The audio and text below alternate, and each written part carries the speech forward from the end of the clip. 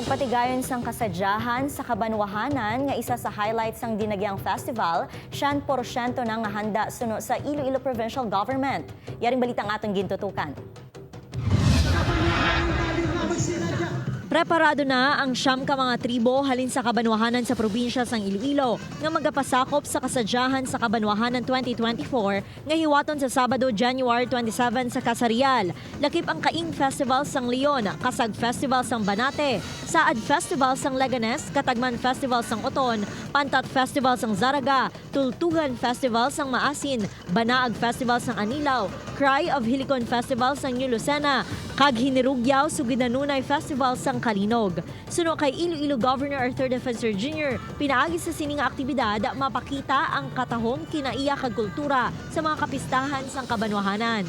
We want our people to see who the Ilonggos are and what the city of province are through the performances of our tribes.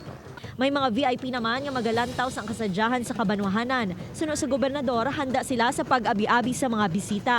May backup tower man ang Kapitolyo in kaso nga may magluntad nga power outage. Samtang nagkalain-laing nga produkto kag serbisyo ang igabida sa mga banwa sa Food Festival and Bazaar sang Iloilo Provincial Government sa Dalan Muliluni. Ang aton nga food festival will be at the back of the Capitol.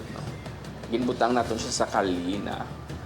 The whole Capitol grounds will be para sa ato ng mga kaskiman, mga gusto maglagaw diri.